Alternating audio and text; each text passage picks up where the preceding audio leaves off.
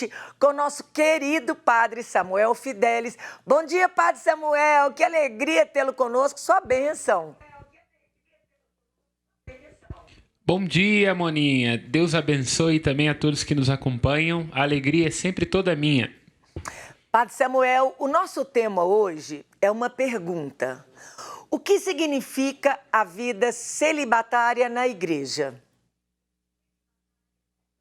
A vida celibatária na igreja Pode falar. É um chamado particular, né, e pessoal. Aqueles que desejam se consagrar mais intimamente como ministros sagrados, né? Então, o celibato é um chamado a amar a Cristo com um coração indiviso.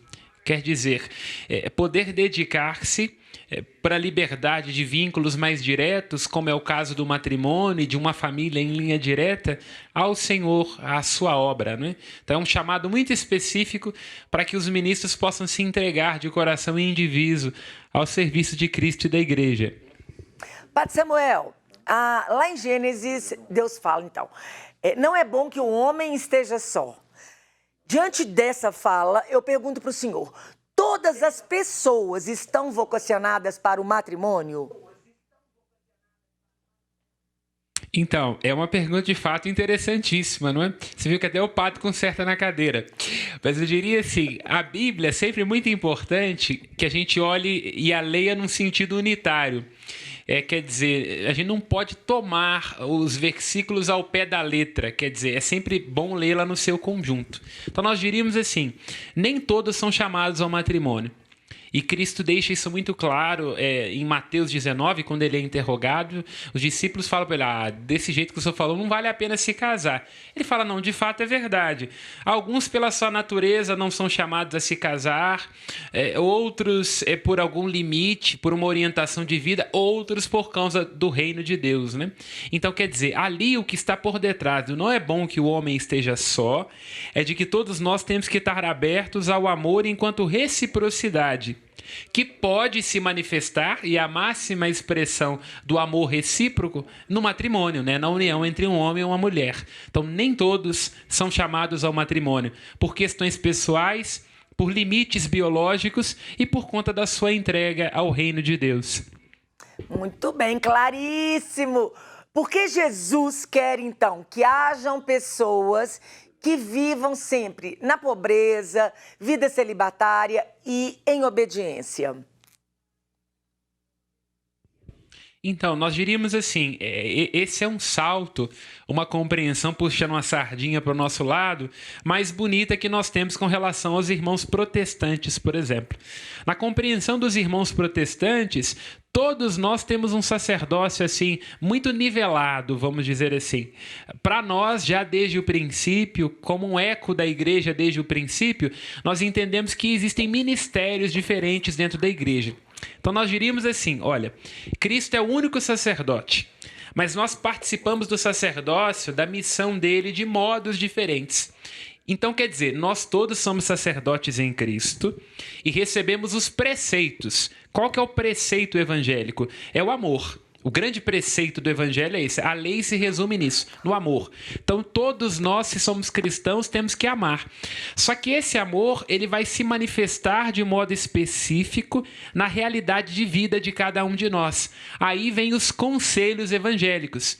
A pobreza, a castidade e a obediência são conselhos. É uma maneira de que alguns na sua vida, no seu estilo de vida pessoal, vão manifestar o único e universal amor de Jesus Cristo de um modo muito concreto no seu carisma, sendo irmã, irmão, monge, padre, freira e por aí vai, né? Os carismas do Espírito são vários. Nós diríamos assim, como os carismas são vários, as pessoas são diversas na sua personalidade, cada um de nós pode manifestar o amor a Cristo seguindo um conselho evangélico, né? Na nossa própria vida, uma maneira de amá-lo de acordo com o nosso estado, com o nosso específico e com a nossa vocação. Padre, o 5º mandamento fala não matarás. Aí eu pergunto por que esse 5º mandamento ele protege a integridade corporal e aí espiritual do ser humano também? Então, esse mandamento é muito interessante, até a nova tradução da CNBB, um trabalho muito bem feito, produzido sobretudo pelo padre Luiz Henrique, padre Ney Brasil, padre Cônigs, ela troca por não cometer homicídio. Quer dizer, não cometer homicídio no sentido de que nós não temos o direito do arbítrio sobre a vida de ninguém. É muito mais do que tirar a vida, porque em determinadas circunstâncias, por exemplo, em que poderia haver uma legítima defesa. A ideia do não cometer o homicídio é de que nós não temos o direito de violentar os corpos uns dos outros, quer dizer, aquilo significaria a perda da vida biológica, mas Cristo aprofunda isso mais ainda, né? Na linha da sua pergunta no Sermão da Montanha. Ele diz, olha, é possível matar alguém moralmente. Cometer um homicídio moral quando nós difamamos, quando nós acusamos alguém, temos uma injúria, uma calúnia, é um jeito também de matar espiritualmente uma pessoa. Então, quer dizer, este homicídio que não pode ser cometido diz respeito ao corpo, enquanto vida biológica, mas diz respeito também à vida no sentido espiritual, social e moral. Por que razão, Padre, Jesus então chamou os apóstolos? Então, a palavra apóstolo do grego, ela tem uma etimologia muito interessante, né? Apó a partir de, telos, enviar a partir de. E lá em Marcos, nós vemos algo muito interessante em Marcos 3, né? É muito lindo, é muito tocante e poético. Marcos diz assim, Cristo chamou os que ele quis para estarem com ele. Então nós diríamos assim, os apóstolos são aquele grupo mais íntimo que Cristo queria muito juntinho dele, para que comendo com ele, aprendendo com ele, festejando com ele, pudessem logo em seguida serem as suas testemunhas, né? A testemunha daquilo que eles viram o Cristo fazer e falar. E assim se iniciasse a igreja. Padre Samuel, eu queria que o senhor explicasse, porque tem pessoas que até hoje não sabem o que significa sacramento. Então, o que entende a igreja pelo sacramento da ordem? Então, o sacramento, ele sempre une duas coisas. Uma coisa visível que a gente pode tocar, ver, a água, óleo, a pessoa do ministro, e alguma coisa que a gente não pode ver, que é o fundamento espiritual. O sacramento da ordem significa assim, por graça de Deus, não por mérito dos ministros, nenhum de nós é digno disso, ninguém pode atribuir-se essa honra, diz a carta aos Hebreus, por amor e por misericórdia de Deus, ele chama homens para estarem próximos de si, para que se possa continuar o envio missionário da igreja, o anúncio, a pregação, o ensino, o governo e a santificação. Então nós diríamos isso, o sacramento da ordem é que um homem é escolhido para mais próximo a Cristo, continuar a missão de anunciar e de pregar o Evangelho, com tudo aquilo que vem junto, né? Neste pacote do anúncio da Boa Nova de Jesus. Então isso, um homem é configurado, ele como um sinal visível da graça invisível do Cristo que é sacerdote, que continua a querer tocar, curar, pregar e encontrar as pessoas. Isso é tão lindo, né? Padre Samuel, vou fazer uma pergunta assim que chegou aqui. Por que então Deus quer a igreja? Deus não precisa, mas Ele quer. Então, na verdade, ele não precisa de nada a não ser ele mesmo, né? Deus em si mesmo já basta-se com a sua felicidade. Mas é uma coisa que nós vamos ter que perguntar para ele, mas a gente consegue entender um pouco quando a gente ama, né? Nós geralmente não amamos as coisas porque elas são necessárias e são úteis. O amor é grande justamente porque ele ama aquilo que não é necessário e aquilo que não é útil no sentido estrito. Então, nós diríamos assim, ele escolhe a igreja porque, como diz Santo Agostinho, quem te criou sem seu concurso, não te salvará sem seu concurso. Então, quer dizer, a igreja é o modo que Deus tem de associar mulheres, homens de todos os tempos e lugares para comunicar a sua salvação. É lógico que nós olhamos para a igreja na limitação humana, olhamos para aquela nossa vizinha que está ajudando na igreja e fazemos, nossa senhora, mas a igreja é isso, né? E a gente poderia até achar que faria uma coisa melhor, não tenho dúvida. Mas a questão é que Deus, no seu amor e na sua misericórdia, escolheu este instrumento humano para atrair e associar homens e mulheres. Certamente não é o instrumento perfeito, certamente precisa de aprender, corrigir-se e reformar-se, mas é a maneira com a qual Deus quis que nós tivéssemos uma experiência dele. E nós podemos dizer assim: não é possível aceitar o Cristo sem a igreja. Por que não é possível aceitar o Cristo sem a igreja? Vamos dizer assim: quem nos daria a garantia dos sacramentos? Quem nos faria chegar até nós a Bíblia, os ensinamentos de Cristo, tudo aquilo que nós recebemos? Foi a história de homens e mulheres imperfeitos, limitados, como eu, você, como nós somos, que faz chegar até nós esse patrimônio. Porque nós não convivemos com Cristo. Não estivemos com ele. Foi necessário, então, que a igreja guardasse, preservasse e comunicasse ao longo dos séculos para que chegue até nós e nós, enquanto igreja, vamos transmitir esta herança à frente. Falando dos sacramentos, né, padre? Eu perguntei o sacramento da ordem e também o matrimônio é um sacramento. E esse sinal visível de Deus que abençoa a família para procriar, né?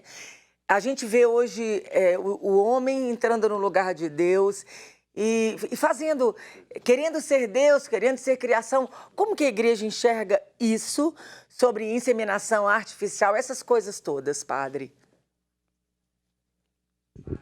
Então, em primeiro lugar, é preciso dizer assim, olha, a gente sempre tem que estar sensível às questões concretas, né? Então, é forte e evidente o drama, por exemplo, de uma mulher que tem o sonho de ser mãe e, em alguma circunstância, imagina que tem que recorrer a este ou aquele caminho. O que a igreja sempre deixa claro é isso que você disse e disse de uma maneira muito clara e bem dita. É que, olha, nós não podemos estar no lugar de árbitros. Então, quer dizer, o matrimônio, antes de tudo, é de direito divino. O que significa? Faz parte, desde o princípio dos séculos, que homem e mulher, macho e fêmea, se unam e desta união surja um outro indivíduo. Isso faz parte da própria ordem da natureza e as espécies se reproduzem assim. O que significa que o matrimônio é um sacramento? Que Deus pega essa dimensão biológica, essa dimensão natural da criação que precisa se reproduzir, e aqui não é matéria de fé. O próprio Darwin diz isso, olha, uma espécie que não se reproduz é uma espécie que não deu certo. Então pega essa realidade biológica e natural, uma exigência da natureza, Cristo pegou isso e elevou à dignidade. Fez desta questão tão humana, tão biológica, tão natural, de corpos que se unem, um sinal do seu amor, do amor que ele tem pela igreja. Então é isso que significa sacramento. É natural que biologicamente o macho queira estar com a fêmea para dar origem a um descendente fértil. Cristo olha para isso e eleva isso à dignidade de um sinal de um amor não só erótico ou de algo biológico, mas um sinal do amor sagrado e eterno, o amor que o próprio Deus tem pela humanidade. Maravilhoso, Padre Samuel, claríssimo, muito, muito claro todas as suas respostas. Eu agradeço muito a sua presença aqui. Agora, as suas considerações finais e a sua bênção. A minha consideração final é aquilo que a igreja diz no matrimônio dentro do princípio da unidade, da exclusividade e da indissolubilidade. Isso muito se perde, né, hoje em dia. Quer dizer, o amor do matrimônio não pode ser egoísmo escoltado. É deixar de morar em si para passar a morar no outro. É doce nos lábios e amargo no estômago, eu sei, mas é um desafio do amor sem o qual nós adoecemos, já dizia o próprio Freud. A outra coisa é da exclusividade, né? O amor pede que a gente não se trate como descartável. Por isso a igreja insiste nesta ideia de que a gente tem que amar sem ter o coração indiviso. E a ideia de que o amor permanece para sempre, quer dizer, é até que a morte nos separe, para que nós não nos descartemos e compreendemos que a nossa casa tem que ser um símbolo daquilo que é eterno. E assim invoco a bênção de Deus sobre você, Moninha, sobre todos que nos acompanham, pedindo sobretudo força para quem é casado, não é? Para que não desistam do amor. Amar é difícil, mas vale a pena. E que pela intercessão de Nossa Senhora da Piedade, o Senhor lhes abençoe. Em nome do Pai, do Filho e do Espírito Santo. Amém. Amém, Padre. Muito obrigada, viu? Uma alegria tê-lo aqui sempre. Muito obrigado.